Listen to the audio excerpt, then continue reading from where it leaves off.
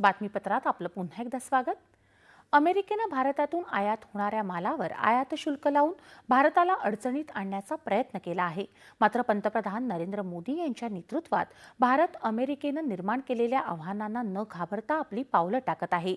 आपल्या मालासाठी पर्यायी बाजारपेठ शोधून अमेरिकेनं लादलेल्या आयात शुल्क आपत्तीला इष्टापत्तीत परावर्तित करावं असं आवाहन मुख्यमंत्री देवेंद्र फडणवीस यांनी केलं। मुंबईत सह्याद्री अतिथीगृहात जागतिक आयात निर्यात धोरणाच्या अनुषंगानं करण्यात येणाऱ्या उपाययोजनांबाबत एक बैठक आयोजित करण्यात आली होती, त्यात ते बोलत होते। या आपत्तीला संधी मानून राज्याच्या व्यवसाय सुलभतेमध्ये जास्तीत जास्त बदल करण्यात यावेत। व्यवसाय सुलभता धोरणाच्या प्रभावी अंमलबजावणीसाठी स्वतंत्र वॉर रूमची निर्मिती करण्यात यावी असे निर्देशही मुख्यमंत्र्यांनी यावेळी दिले। नवीन उद्योगांबरोबरच सध्या अस्तित्वात असलेल्या उद्योगांच्या विकासासाठी शासन सकारात्मक आहे। उद्योगांच्या परवानग्यांसाठी असलेल्या सिंगल विंडो पोर्टलला अधिक सक्षम करण्यात यावं, जेणेकरून परवानग्यांना वेळ लागणार नाही।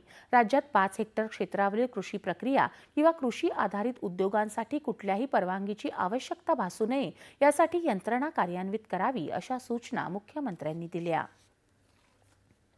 सामाजिक